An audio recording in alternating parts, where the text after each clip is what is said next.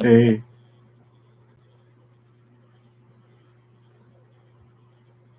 Hello.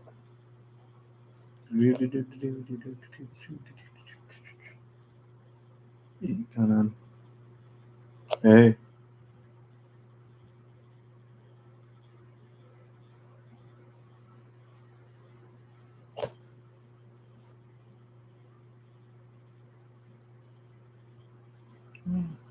Hello.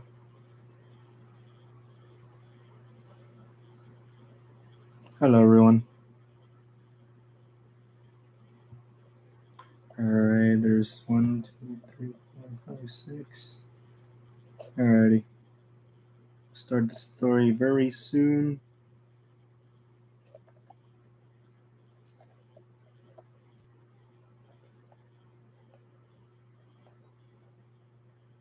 I didn't know there was a live photo chat.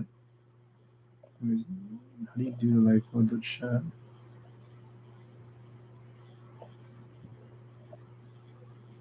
Let me see.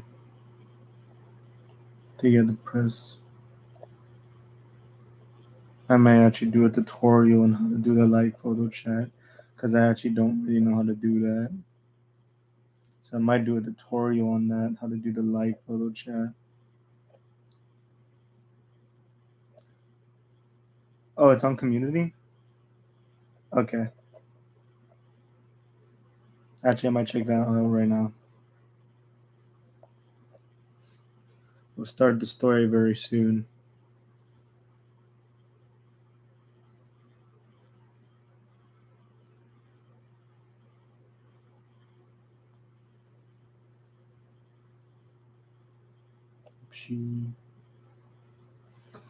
Alrighty. A lot of people.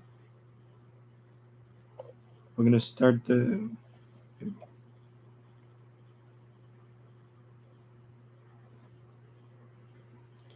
We're gonna start the story. This is a fan-made Five Nights at Freddy's story.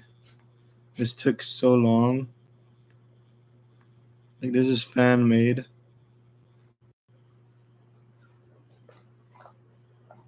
Alright, let's do this. Nice. So this is like fan-made. The Sharky is gone.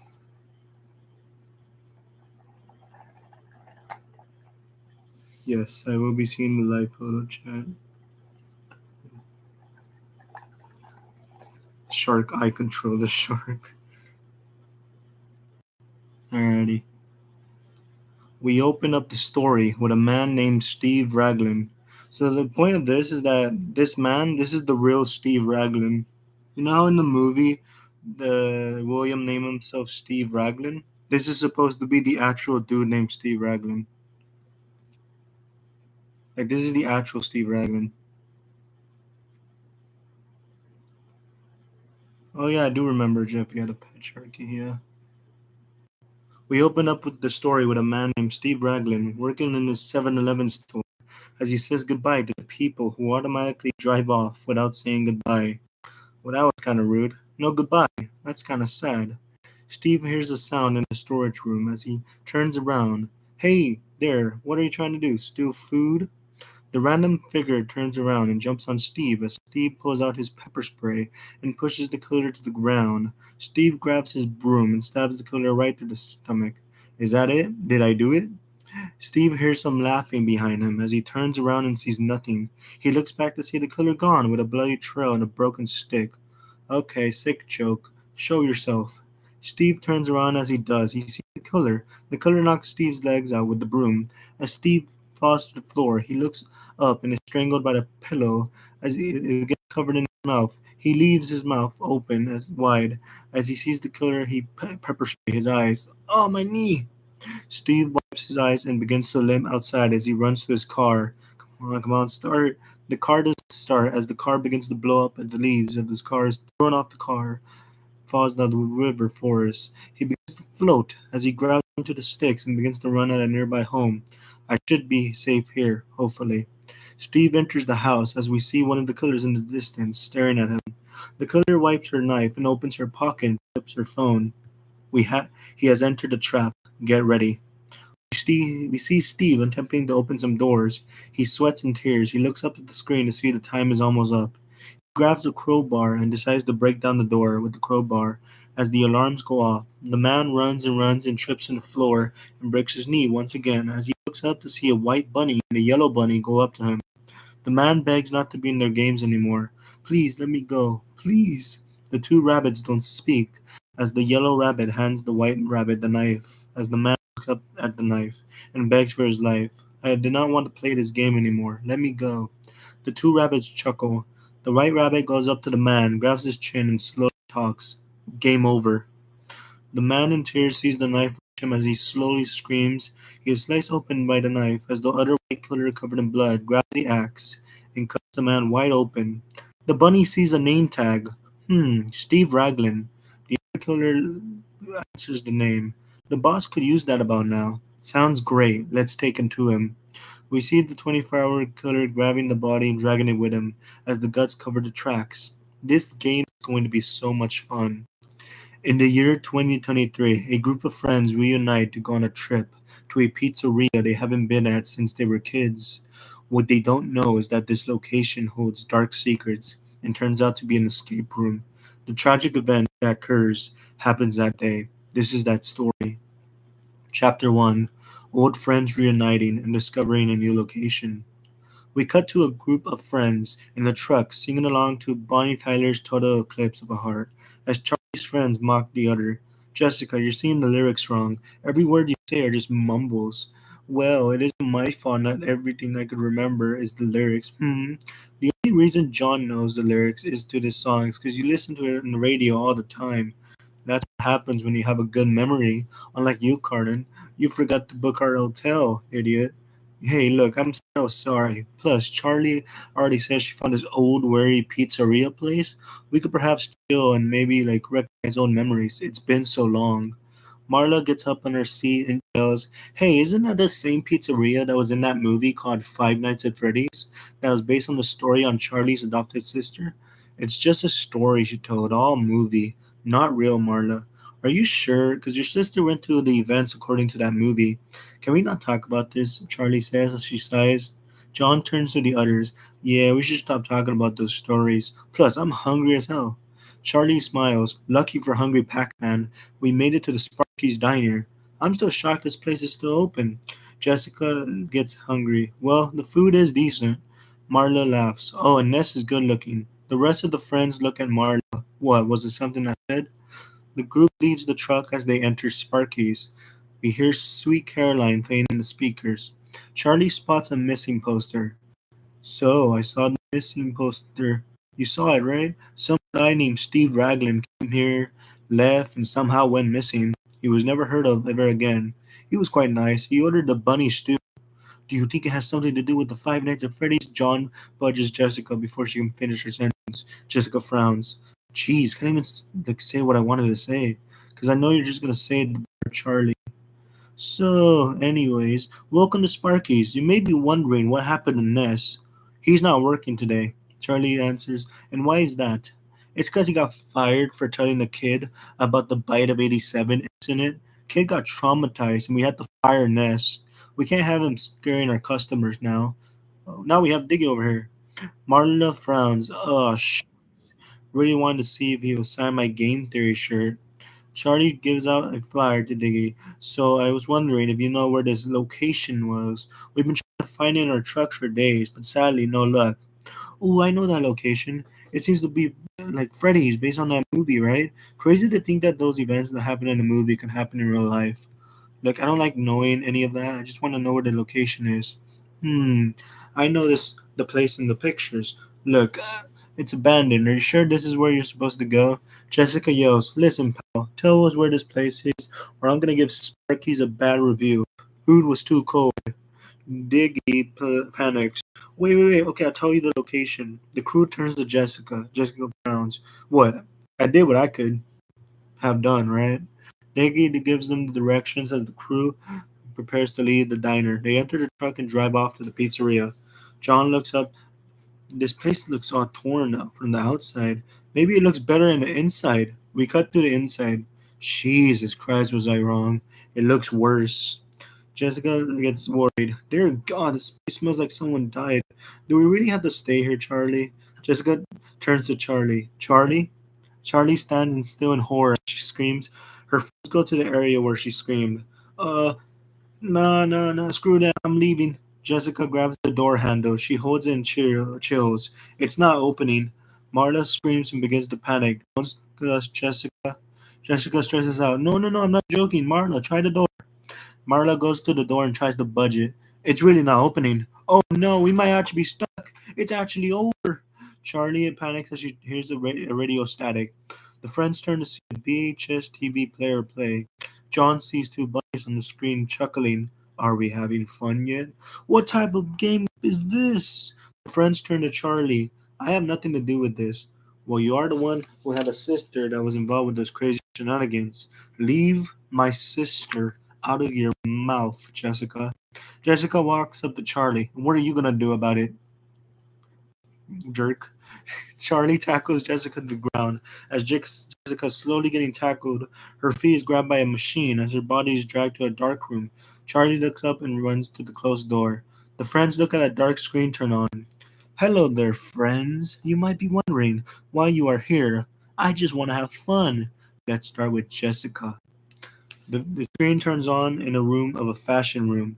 I bet you've seen the movie Saw, right? It's one of my favorite movies of all time. But if you want to be PG about it, or PG-13 about it, you can call it Escape Room. The White Bunny talks once again. Jessica, your game is to match every fashion company and put them on order. You have 40 seconds or it's game over. I'm sure you can do that. After all, you make a living wearing clothes and making others feel like it's nothing because you think you look better than the others. Jessica yells, screw you. The White Bunny giggles. Let's begin. You will be brushed from the spikes of clothes that are up in there in the area above you. Toodles!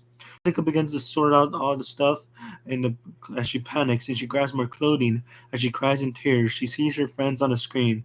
They panic as she crawls to the floor and gives up.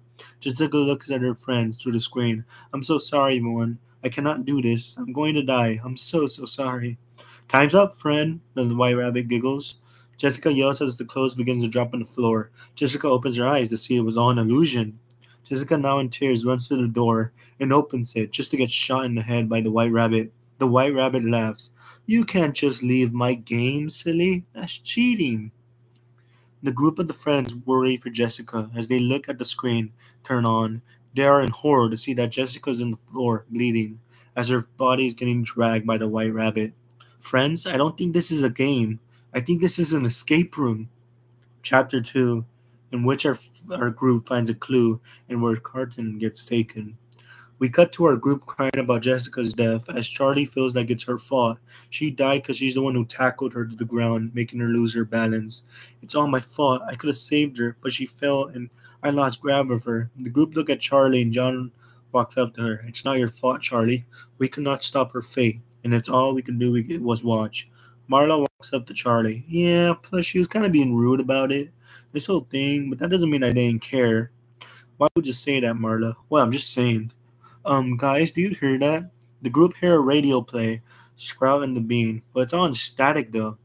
Carden begins the dance. At least this place has good music. I never really enjoyed the song. Marta gets once again disappointed. Josh, jeez, you're such a buzzkill. Charlie sees three killers, a white bunny playing a piano, a yellow bunny cleaning his knife, and a white masked figure playing with Jessica's head as her body is seen on the floor, all covered in blood. Okay, guys, stay behind me. We do not want these monsters to see us. I agree. I trust you. Okay, oof, let's do this. Let's not try to die. The group entered a location filled with music. The music gets distorted and stops as the light flashes on our characters. John, Marla, and Charlie yell, "Oh, jeez, I can't see. Oh, God." A white bunny walks up to Carden and knocks him out with a bat and pushes the other three to the other side of the room. Oh, God, what now? It seems like we're in a new area. Wait, where's Carden? The bunnies in their masks are in silence as they point to some instructions and leave the room and play some creepy music. We see Carl in a springlock suit. He wakes up as he yells. He turns around to see the rabbits surrounding him. Carlin cries, "Why are you doing this? Answer me!" Out of nowhere, random music plays. Night and Wade Satan plays, but it's all distorted. The bunnies slice their knife into the recording music. Carlin looks into the instructions. He tries to carefully turn off the spring locks. He tries not to sweat, as he noticed that water could cause these things to pinch him, killing him. The group watches as they see their friend trying to take off the spring locks. He has 20 seconds to go. The rabbits laugh as Carlin is unable to remove the spring locks in time. He shuts his eyes to scream, but it seems that nothing happens. Carlin is in relief. He thinks he is safe. One of the rabbits drop a bit of water into the springlock suits. Carlin looks at the suit as he takes a breath and yells as he's crushed by the nails and the knives, crushing his body. He begins to bleed. The group hear Carlin screaming in pain. "Help! Help! Oh God, Jesus Christ! Oh Lordy!" A knife locks is stabbed through his lungs, causing the suit and Carlin's lifeless body to fall to the floor.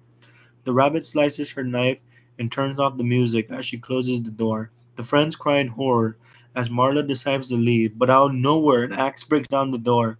No, no, not that way. Let's get out of here. The two run back to Marla. "What's going on? That's the exit." "Crazy Rabbit broke the exit with an axe. We ain't escaping from over there. Now let's go." John looks behind him as the exit is all broken down. John stops as he turns to Charlie. "I'm gonna go check if the killer's gone, okay?" "Okay, be careful." John walks up to the door, just to be jump-scared by Carlin's dead corpse. The white rabbit pops out laughing but leaves the area. Marla gets tired and decides to leave the area. Charlie and John beg her not to leave, or she'll end up breaking the rules and perhaps dying. "Well, I'm not dying just for some escape room. Peace, suckers!" Marla leaves through a dark room and a gunshot is heard to the area. John runs to the area just to see a dead body. "Oh God, Marla, she's dead. Shit, she's dead." Charlie turns to the screen. "Okay, White Rabbit, I had enough of your games. Come at me in person, or are you too chicken?" John doesn't notice a killer knock him to the floor with a bat. Charlie turns to see John is gone. "Give him bat. If you're gonna kill me first. I know everything. Kill me." Charlie doesn't notice a killer bunny behind her, knocking her out with a knife, budge to the floor. She is dragged to a room. Chapter 3, A Killing Sleigh Reveal. We cut to a scene where Charlie's in a dark room with John. John, you awake?" "Oh, where am I? Where are we?" "We are still at the pizzeria, but it seems that we're in a dark room area. It seems that we've been knocked out and stuck in a room." "Look, Charlie, if we don't make it out alive, I just want to say," John doesn't get to finish his sentence as he is stabbed right in the guts by the white bunny. "John, no, please wake up." John looks at the knife as it twists on his stomach as he coughs blood and falls to the ground. The white bunny giggles and hands the knife to the other different masked killer, and the killer stabs the knife on the head of John as his blood drips on the table floor. Charlie cries as she sees her friend dead, lifeless body in the floor. Charlie yells at the killers in the mask. "Take your mask off. Show me why. Cowards!" The killer in the cracked mask takes up the mask off, and it's revealed to be Marla. "How's it going, friend?" How? You got shot? How did you?" "Your friend John is quite stupid to not check on the body before the whole thing of faking my death." Don't call him stupid, you." Marla opens up the knife from her hand and stabs Charlie through the knee and kicks her to the wall. "Oh, Charlie, you really thought I cared about being your friend?" Marlo reveals her killer name as she goes up to Charlie. "The world will know my name, and I will have my fame and my movie." "Is this why you're doing this, Marla? Offer a movie fame? You're utterly ridiculous." "Oh, no, no, no. It's not just for the fame. You know how your sister Abby got famous because of that Five Nights at Freddy's movie? It was a hit with the audience. It was the highest grossing movie of this year." Charlie gets curious and gets cocky. "The critics didn't like it, so what's with that, Marla?" Marla gets angry. "Fuck 'em. Same with the pitch for my movie. I had a pitch, Charlie, for a movie, but they didn't care. The critics didn't care about my movie." Marla gets curious. "The critics never matter." "You know that, Charlie. When I tried making my movie, I get the pitch for Hollywood. They didn't even care. But when I showed them what I've done with this whole killing spree, they will turn this event into one hell of a movie." The name's the 24-hour killer. She runs up to Charlie and stabs her once again in the knee and slams her to the wall. This name, you remember it. You were insane. You and your crazy friends with bunnies walk up to Marla. Finish her, now. Marla grabs the axe and is about to swing the axe when Charlie unties herself and grabs a pepper spray in the ground and sprays Marla's eyes and grabs the axe and cuts Marla's hand off, pushing her to the floor. Marla sees her bloody arm in the floor as she sends her two bunnies to chase Charlie. Marla looks at Charlie in the eyes. No, not now. Charlie laughs. Why are you laughing? I'm going to kill you. This is my victory. You really didn't think this through, huh? Marla's about to swing her axe again. Charlie slides down to the killer. Charlie begins to run outside, limping, as she remembers there's a bomb outside. She throws the bomb inside the pizzeria. She flicks her lighter, and the two bunnies stop as Charlie smirks. Lights out, fuckers. The pizzeria blows up, burning to the ground, as we see Charlie covered in scars, limping outside the burning pizzeria. She calls 911. Charlie's eyes fade out as we hear sirens. We see a police officer in the car as the officer spots Charlie in the burning pizzeria. Officer Shelley, we have a code red and a person passed out in the burning building. Call back up. Charlie's opens her eyes as we see her enter the officer's car. All my friends are dead. They're dead. Charlie cries as she turns back to see the burning building. Charlie doesn't speak as her scars are full of trauma. Look, if I'm going to help you, I need some info. Charlie has no response as she leaves the cop car and walks up to the burning pizzeria. She looks at the burning picture of her friends. We see a news reporter pass her as she begins the sad news. In 2023, on this day, a tragic event occurred. Five bodies were found. Only one survived. What happened at Freddys today could be based on the movie. We never know, but what we do know is that one survivor was lucky to be alive in this tragedy. The scene cuts to black as all we hear is a glitch laugh. We open up back in the burning pizzeria as we see a fighter watering the area. He noticed three figures in the area. Excuse me, this area is off limits. Oi! No response. The fighter gets closer as he is distracted to not see two bunnies strangling him. He gets his neck sliced by the bunny. As we see the firefighter fall to the ground, we see a white rabbit chop down the burning door and enter the outside and grab the axe and looks at the fighter. Wait, have mercy. The white rabbit gives no response as she grips her axe and chops the fighter wide open. As she turns to the truck and grabs the instructions and gets ready to head to the Utah hospital. It'll be easier next time. We see Charlie lying in the hospital, alone as the thunder gets louder. A flash of lightning shows Marla once again. Her name is the Stitch Bath Killer. She decided to change it. In the hospital window, covered in blood, staring at our final girl, as the lights flicker in darkness. The next night, we open our story in the Utah hospital with Dr. Taylor getting on the phone with someone. Yeah, I know he's my client, but like, why would I miss the opportunity to? Nurse Taylor hears a sound outside. Hold on, I'm gonna hang up. The nurse walks up to the sound and sees nothing. Ugh, so annoyed. I have a news report and then have a party. Why are they always breaking these days? The nurse turns around and stops as she gets knocked out by a gas mask, making her falling to the floor. It cuts to black as we see Nurse Taylor and she sees the three killers in the mask. Is this some sort of prank? Nurse Taylor is unaware that the three killers are not playing around. One of the killers walks up to Nurse Taylor and asks where a certain hospital is and asking for a client. I cannot dox my patients. The killer pulls out something from the pocket. What are you doing? What is that? The killer pulls out a knife and stabs Nurse Taylor's knee. Taylor cries as she yells, Why are you doing this? The bunny doesn't respond. The bunny killer tilts her head and stabs the nurse right in the stomach. The other killer grabs Taylor's hair and knocks her to the floor. Taylor coughs blood, losing it, and dies in the floor. The killer begins to search her in some files. One of the killers finds a map. The white bunny hears a door open. The yellow rabbit begins to talk. Leave the woman to her demons. Our work is done here. The 24-hour killer stares at the dead corpse and leaves it with the others.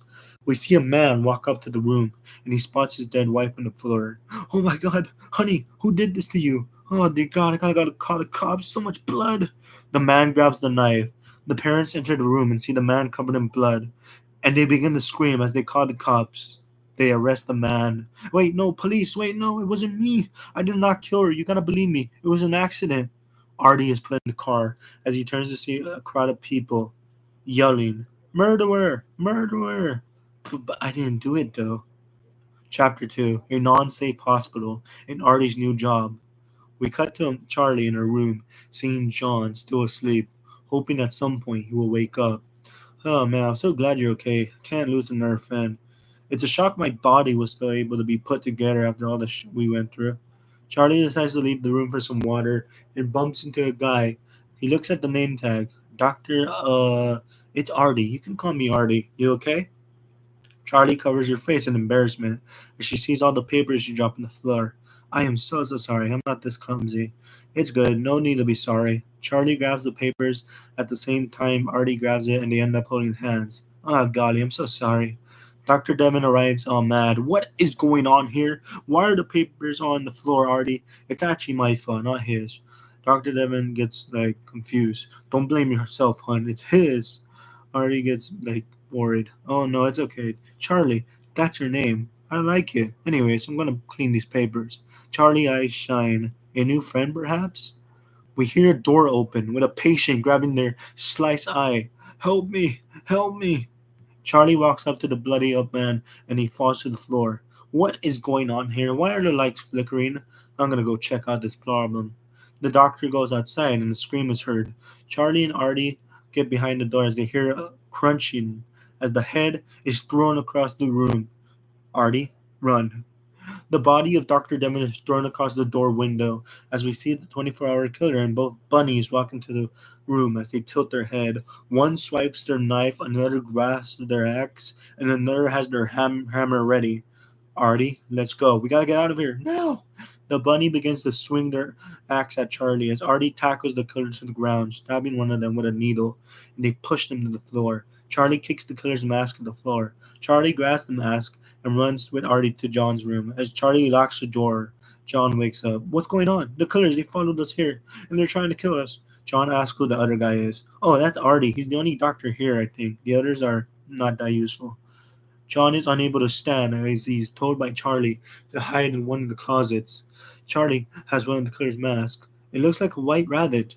I know a way out, but it's all the way at the end of the hospital, and these killers seem to be bloodthirsty. Charlie turns to see a hard knock on the door. Charlie walks up to John and hides him in the closet. Here, John, here's a gun. Shoot them if they attempt to enter. Good luck. Me and her are going to find an exit, and we will call the cops to the area, I promise. Trust me, we're a team. You're not alone. Remember that, John. Thank you. Now go! Charlie and Artie crawl through the vent and close it. The killer destroys the door with the axe as the three enter the room. The 24-hour killer yells, Find them now. Do not let them escape. The 24-hour killer starts searching around the room as she sees a closet near her. Seems simple enough. The 24-hour killer walks and grabs her axe, and right as she's about to crack the closet, she gets shot right in the head and falls to the ground. John pushes open the door and grabs the axe, and he looks at the lady bleeding on the floor. This is for my friend, you piece of shit. He smashes the 24-hour killer's head into the ground and killing her. John is about to run to the door when he is stabbed right in the stomach by the white rabbit. The white rabbit laughs. So I see you killed one of my buddies. Glad to know you are the next. John spits out blood as he tries to swing at the white rabbit. The white rabbit laughs. See you in hell. She pulls out the knife and slices John's neck and kicks him to the floor. The white rabbit grabs an axe and slashes open John's guts, then grabs his neck and cracks it and rips it apart and stomps it and splats it wide open. Chapter 3, Trust Issues and a Battle with Glitch Trap. We cut to see Charlie and Artie crawling through the vents, as Artie doesn't seem to be much of a chatter. So, Artie, what can you tell me about yourself? I don't really like to talk about myself much. Plus, if you do know much about me, you will see me in a different light. Glitch Trap hears the noise. As he begins to swing the knife in the vents, the two begin to crawl faster and faster as Glitch Trap decides to give up and leave the area. Charlie and Artie were so scared to the point where they already made it to the vent. Artie opens the door. Ladies first. Charlie smiles. Thank you. The two enter a hidden computer lab. As they see, Charlie sees a mangled up body in the ceiling. These killers just like to mess with the innocent. I just don't know why me. Artie finds a computer with some info about how to exit the location fast. Hey, Charlie, come here. I found info. Will this help us escape the hospital? Artie grabs the chip. Yes, hopefully. The two turn to see a yellow bunny in the doorway. Hello there. Going somewhere? Let us go. We did nothing to you. The yellow bunny removes his mask to reveal a burning face. William Afton! But you died in the fire. How? Well, Charlie, it's simple. I always come back. Thanks to your pal, Artie. Charlie looks at Artie. What are you talking about? Artie, what is he saying? Oh, you haven't heard? Artie begs. No, Afton, we had a deal. Charlie in anger. A deal? What deal? Artie cries next to Charlie. I'm so sorry, Charlie. Afton laughs. There is no deal, Artie. I'm just playing with you. I already killed your parents. Like the way they scream, it was so satisfying. Artie gets angry. You bitch. Well, is that a way to treat a killer like yourself? You did those crimes. I was blamed for it, and you ruined my life.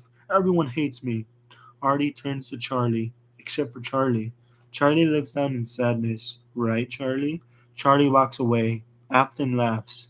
See, your demons make everyone go away, just like me. Artie flips Afton off. Well, screw you off, Afton.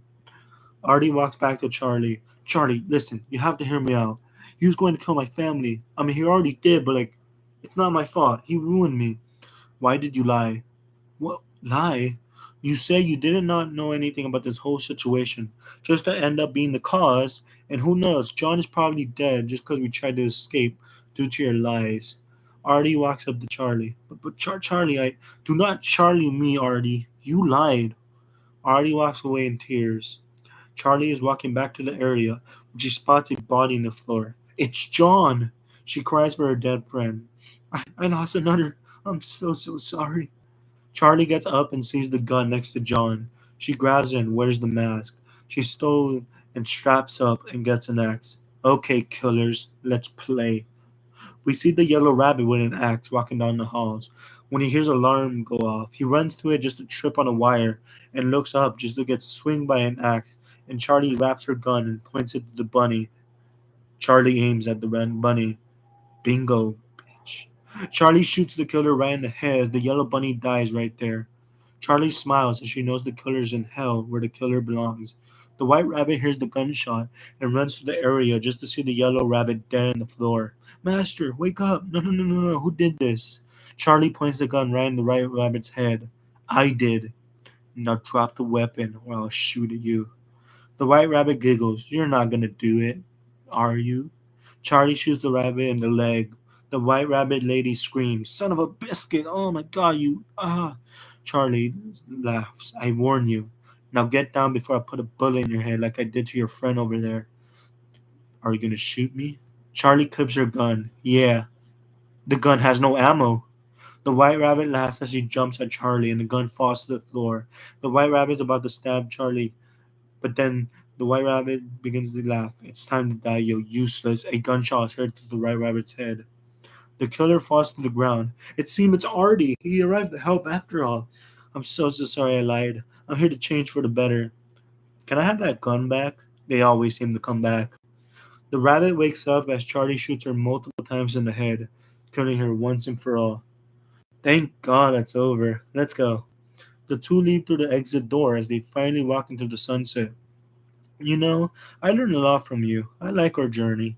Charlie's about to speak until she sees a car run into Artie. As Charlie walks in horror, it's one of the killers in the mask. Charlie's shocked to see the killer return. She looks behind her to see the two killers walking around her. Oh, I gotta get out of here. Charlie pushes one of the killers out of the way as the killers begin chasing her. How did they return? I shot her in the head. I axed the bunny in the head. The other got splat in the face. How?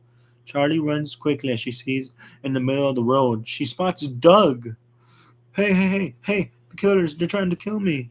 Hey, it's all good. Oh, Lord, what is chasing you? Hey, there were some like killers, they were chasing me. They killed my friends. They won't stop. Please help. Okay, lady, where am I going to take you home? Where do you live? I live where I mean Henry Emily once lived. I know you know where that is. Yes, I know where Mike lives. I'll take you there right now. The car takes the two home.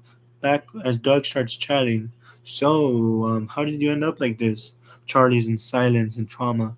Look, I see you having some difficult times. Charlie puts her hoodie up and begins to cry. Maybe some music would cheer you up? Doug begins to play My Way, from by Frank Sinatra. I used to play this song for my wife. Sadly, she died weeks ago. I lost a lot. Charlie speaks up. I am so sorry. You know, Charlie, I lost a lot. But in my heart, I know the ones that I lost, I know she's in a happy and better place. You know, I wasn't able to see her because someone named Jane, she made this whole situation about ruining someone's life. And I wasn't there when my wife died because Jane didn't let me see my wife. But I know my flower is up there watching. Charlie wipes her tears. Yeah, perhaps you're right. They are in a better place. Charlie looks up as she sees the cloud form her and her friends as her father, Henry Emily, is hugging her. Henry Emily, remember what I said, my daughter. Even if I am gone, I will always be in your heart, because together we are FNAF. Charlie sighs and smiles. Yeah, we see the cars drive through as the road as it cuts to black. Post credit scenes. We see Charlie arrive home and thanks Doug for the drive home. She looks at a picture of her friends. I know you are all in a better place, everyone. Charlie places a picture of Artie in her new photo. She smiles and walks to her room. Oh man, I just hope those killers don't find me. Oh, what am I saying? They can't get this far. Charlie sleeps as we see the lightning strike. In the shadows, we see the three killers looking at her as they turn to the screen and slash the screen. Days later, we see a man in his home named Diggy sitting in his chair, watching the FNAF movie. In his chat, in his stream. Yo, chat! This movie's insane. This girl just got bitten in half. I mean, like the man seems to be watching the FNAF movie on his TV. Diggy hears a sound outside and hears this car bleep. Yo, chat! Did you hear that? Like, it's not the movie. It was outside. Should I go check it out, chat? The man turns on his comment section to see what his chat decides. Diggy looks at the screen. Yes? Alright, Chad, if I die, that's on you. Diggy grabs his shotgun and goes outside to enter his car and turns off the beeping. Jesus, that was annoying. I might as well just go back inside. The streamer turns around as he sees a yellow bunny killer running at him. Diggy loads out the shotgun and shoots the killer in the stomach as the bunny falls to the floor. That's right, you're banned. The man laughs, thinking he is safe. Diggy loads up the shotgun again and turns around and sees nothing. He enters back to his home. Yo, chat, the most insane shit just happened. Some type of furry with a knife charging me in. Diggy doesn't notice the knife stabbing him right in the stomach as he coughs out blood. Diggy falls to the floor, breaking his chair. As he grabs onto his bloody stomach, he sees his shotgun and tries to grab it. We see the same bunny lady up to the bleeding man and stomps on his hand as Diggy yells in pain. Another killer breaks through one of the doors and grabs the shotgun and turns to the computer. The chat are like, fake, must be a prank, not real. It seems the entire comment section thinks Diggy is pranking the whole situation. Diggy tries to grab his gun, but his hands are crushed by the killer's foot. The killers turn to the computer and to Diggy. The killers pick up the gun. Diggy yells, "You are banned if you shoot me." The killers in the mask turn on a voice changer and ask one question. Where's Charlie?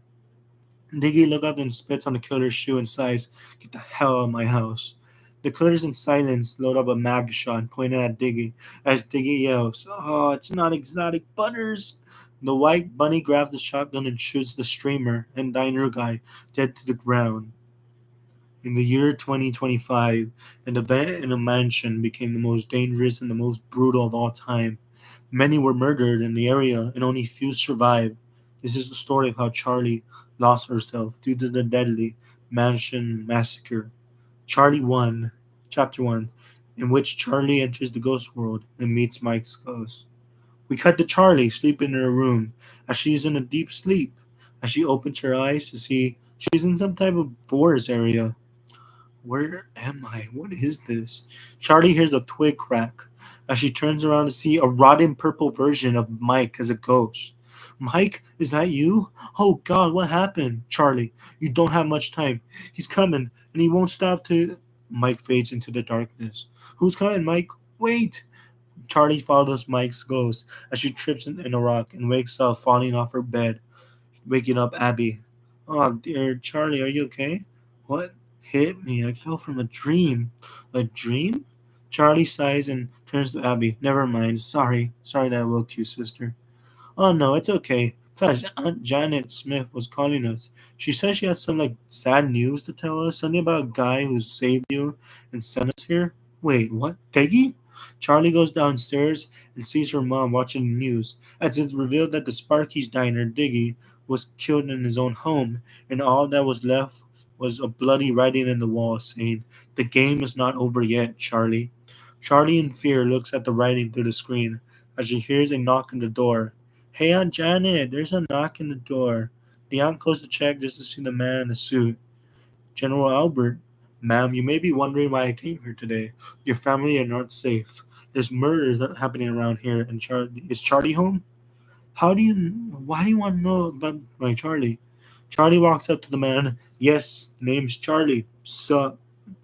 Our clue has led us to like Charlie. Your adventures led us to see your friends either missing or dying. Is that correct? Well, it's their fates, not my fault. Not saying it is, but I need you, Abby, and your mom to come with me to a safer place.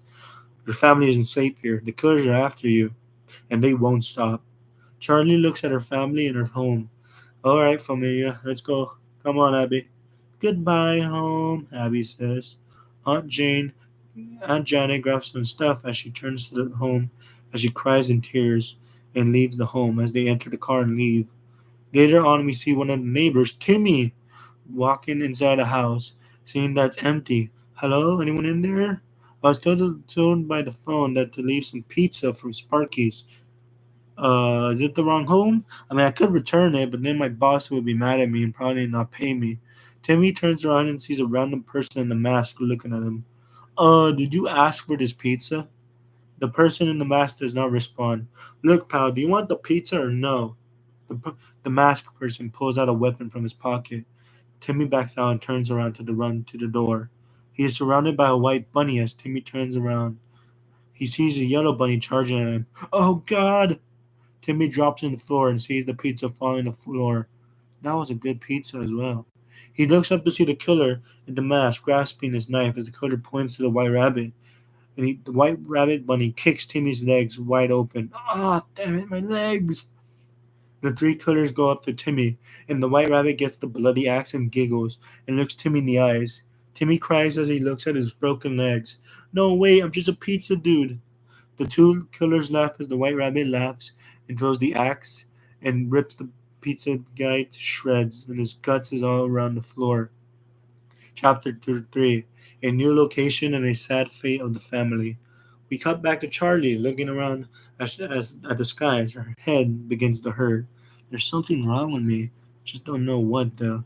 Abby turns to her sister. Do not fear, sister. We should be safe in this new location. Alrighty, we arrived to the mansion. Charlie leaves the car with Abby and her mother as Charlie stands close to Abby. Hold my hand. It'll be okay, Abby. Abby's reminded of how Mike held her hand back in the pizzeria. Here's the key to your mansion room. You're gonna need it. Charlie looks at Albert in the eyes. Something seems off about Albert. Like something's wrong. Abby sees that Albert is not entering the mansion with them. You're not entering? No, I'm not allowed to enter the mansion. Charlie grabs Abby's hand as the mom and the two enter the mansion. We see the family in the mansion as they're looking around. Charlie begins to notice that the door is slowly closing. Charlie runs to the door but trips on a Freddy plush and is knocked into another dream. A white flash opens with Charlie, waking up as she sees Mike drawing a picture on the floor and crying. Charlie walks up to the crying Mike. It seems to be a younger version of Mike. Charlie sees Mike turn around, and Mike is crying in tears. So, is my sister safe? Yes, there isn't much time to become one of them. Wait, what? Charlie's confused in what Mike is saying. She's not a monster. Charlie sees Mike is gone from the drawing area. As she looks at what Mike was drawing and sees a picture of a pinkish white mask. with some text. Beware the white rabbit. Charlie looks up just to be jump scared by Max. Charlie wakes up just to see Abby, her aunt, looking at her in fear. Thank God you're awake. Aunt thought you died. Hey, sweetie, do not scare me like that. Sorry, I just had a vision. Before Charlie could say anything else, she hears a knock on the door. Charlie gasps. Run. We see a killer stiff in the mask, breaking open the door with an axe. Abby screams as she is grabbed by the neck by the killer. Charlie grabs a chair and knocks the killer to the ground. Aunt Janet kicks the killer to the wall. The three run straight to the other room as the killer begins to chase them. Abby, Charlie, and Janet begin to run inside the room, but Charlie and Abby are pushed by their mother into the elevator. As their mother pulls out a gun. Aunt, what are you doing? Open this elevator. The aunt looks at their daughter in tears. Charlie, are the most special person in this world. I know you have big plans. I always cared for you, unlike the others did. I'll always be with you this whole entire time. Charlie cries in tears. Aunt Janet turns to Abby as Abby's hitting the elevator broken buttons. Oh, Abby, you're a talent artist. Mike raised you well. He will always be there from the heavens. I'm so proud of you, my daughter. Aunt Janet sends both of her daughters down the elevator as she turns to see the killers in the hallway. Alrighty, let's end this game. The killers begin to charge at Janet, but Janet is able to shoot one of them through the stomach. Janet reloads one of her shots, but it's too slow to notice the stab right in the stomach by the white rabbit. Janet begins to cough blood as her body is raised to the floor, as her guts fall to the ground. The white rabbit giggles with her knife and drops Janet to the floor as her gun drops to the floor as well. The yellow rabbit walks up to the area and grabs Janet by the neck and turns on his voice changer. It's a pleasure killing you. Game over. Janet is thrown to the floor as she dies bleeding out. As the three killers look at the body, they hear some footsteps upstairs. They begin to leave the area. We see Charlie and Abby walk up to the stairs to see their aunt's lifeless body. Abby runs to the body and cries, No. Charlie grabs her phone and begins to call 911. We cut to Charlie sitting in a chair with a broken Abby. Not only has she lost her two brothers, but she lost her good Aunt Janet. Charlie sits there thinking of what to do next. Her Aunt Janet was just murdered by the killers. We see a man in sunglasses walking up to the two leads. So, I heard you're looking for some killers. Yeah, can you help us? Follow me. I have a plan. Chapter 4 Gary's Plan and the Bunny Chase. We cut to a room where Charlie and Abby are with Gary. It seems Gary has experience in this whole hunting down killers. Is he a detective or something? So, it seems the killers are in this mansion. There's three of them, right? Can't be that hard. I doubt it could be my young sister. She's not a killer. Well, who knows? Are you saying she is a killer? You can never trust anyone, Charlie. Charlie sees in the computer that it seems that one of the killers is in the hallway in the mansion. Gary, can you look up where that place is? It seems it's in the room, all the way over there. Charlie tells Abby to stay with Gary as Charlie breaks down the door and turns to see a white rabbit attempting to break into the door. You have to buy me a door now. Those are expensive. Charlie chases the white rabbit across the room. As she chases down the rabbit stops in the stairs. As the white rabbit looks at Charlie, Charlie tackles the rabbit down the stairs as they both fall to the floor. Charlie, in anger, grabs the knife and pins the rabbit to the floor. The white rabbit looks fearful as Charlie looks up and all fired up. This is for Mom, you rabbit bastard. Charlie begins to stab the rabbit right in the stomach multiple times. The white rabbit is killed by Charlie. As Charlie removes the mask, Charlie begins to snap out of her rage. She looks at what she has done. Oh no, no, no, what have I done? What have I done? Charlie leaves the bloody knife on the floor. She runs to the bathroom and cleans the blood off her hands. She looks in the mirror and she sees the ghost version of Mike. See, told you it was gonna happen. What are you saying? You'll lose yourself. Turn into one of them. I am not like them. That was self-defense. The killer deserved to not live. Charlie looks up to see Mike's ghost gone and see text in the wall. You're running out of time. Charlie turns to see Abby and Gary with some papers. Abby walks up to Charlie. We have some plans. Gary said we have to round up everyone at the hotel. And tonight, see who lives, who dies. That way, we will know who the killer is. Whoever leaves, that's how we know. Yep, and here's a white rabbit mask. I found it next to one of the dead killer's bodies. So that's one down, two to go. At least our job will be more easier, right, Charlie? Charlie looks at the cracked rabbit mask as she begins to sweat in horror. Okay, our plan will begin soon, Charlie. Prepare. Charlie walks out of the room as she goes to bed. She awakens in a dark room. Once again, she sees Mike. Charlie walks up to Mike. I warned you, Charlie. Time is running out. You will lose yourself. You are not as you seem to be. Chapter 5 A New Plan in Gary's Death. Charlie awakens as she notices Gary and Abby trying to push the door as one of the killer's stiff trap is trying to enter. Charlie grabs the shotgun next to the tablet over there. Charlie runs to the shotgun and grabs it and shoots the killer right to the head. The killer dodges it. Gary and Abby are covering their ears when the door is pushed over as the stiff French killer opens it through the door. He rushes to Gary, but lucky for Gary, he pulls out a knife and stabs it right in the killer's stomach and lifts up the knife and pushes the killer to the ground. Charlie, Abby, leave! I'll follow behind. Gary pushes the bookshelves on the killer as he runs behind Charlie and Abby. The killer pushes the shelf down and gets up to chase through the hallway. The killer! He's still chasing us. I know a shortcut, Gary says. I'm gonna need a well shot for the aim. Gary stands still as he tries to open up the code for the exit door. The code doesn't work. Darn it, it's not working. The killer's coming quickly. Hurry! Gary pulls out a knife sword. What, you thought I was just a detective? I know how to slice things as well. You had this whole entire time? Yup. And why didn't you use it? I have my reasons. Gary charges at the killer as they begin to fight.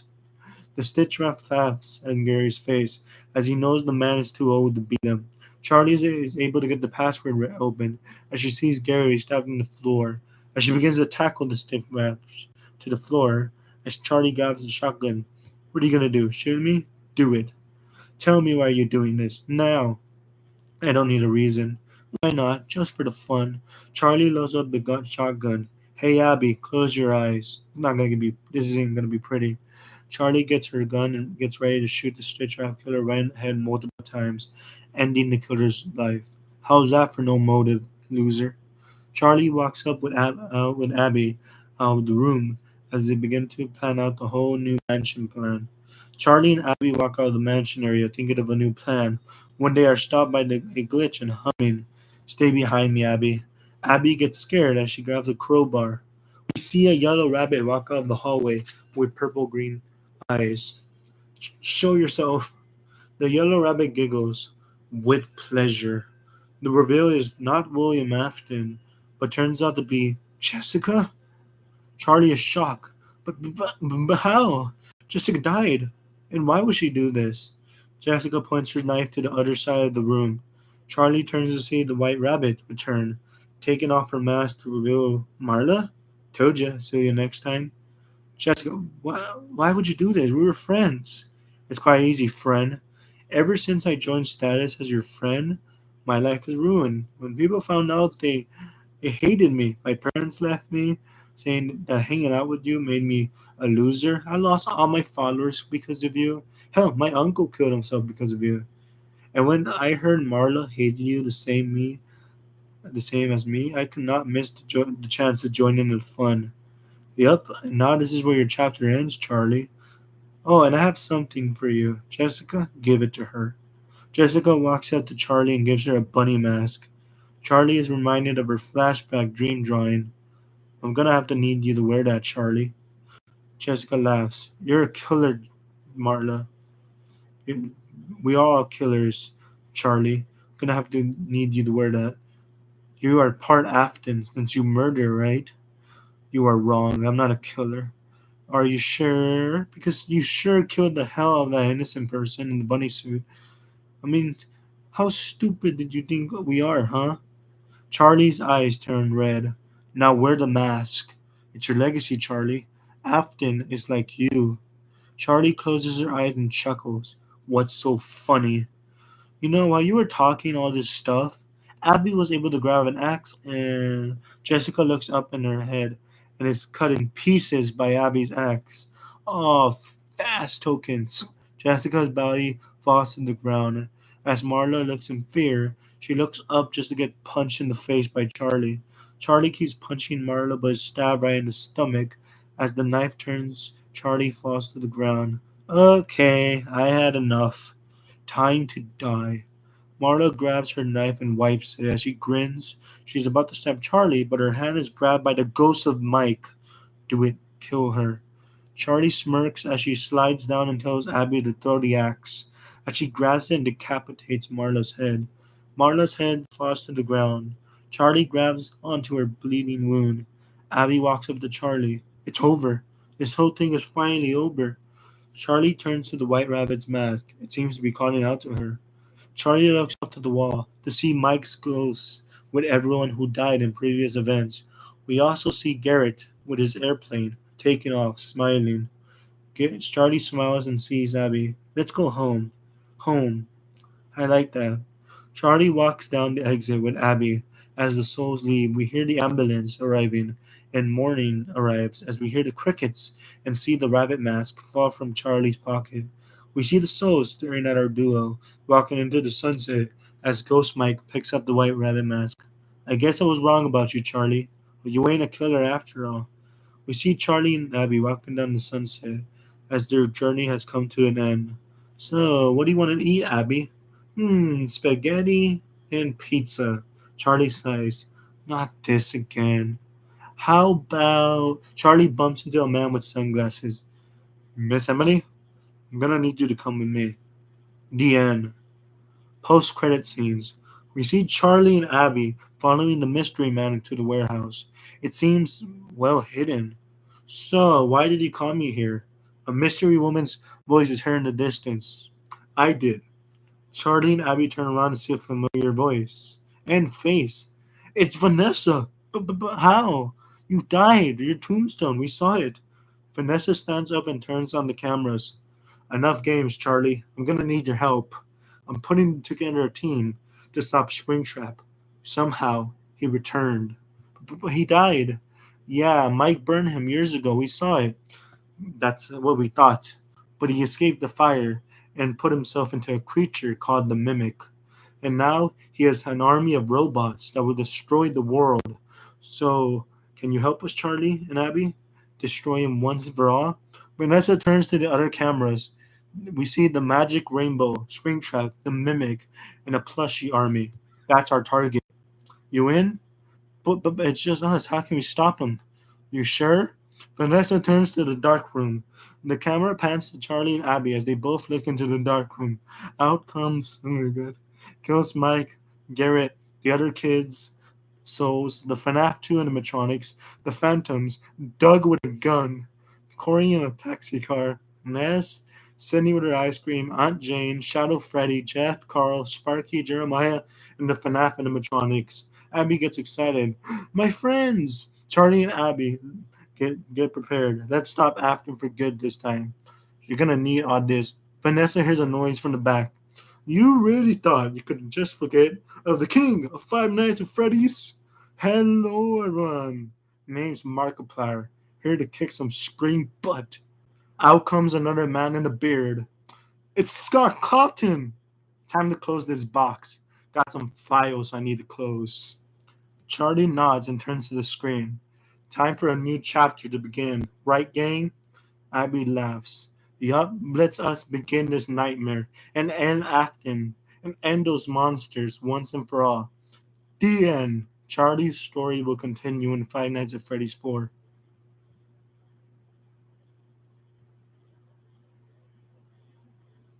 I think that's it. That was so dumb. That was it.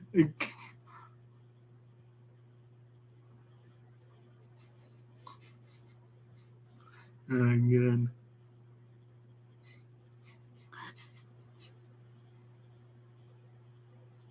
That was hilarious. Oh my god.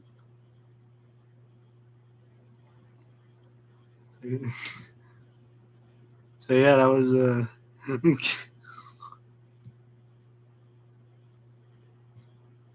yeah. I won't lie that. So yeah, this is leading up to Ultimate Custom. Yep, that's me. This entire story is leading up to Ultimate Custom Night.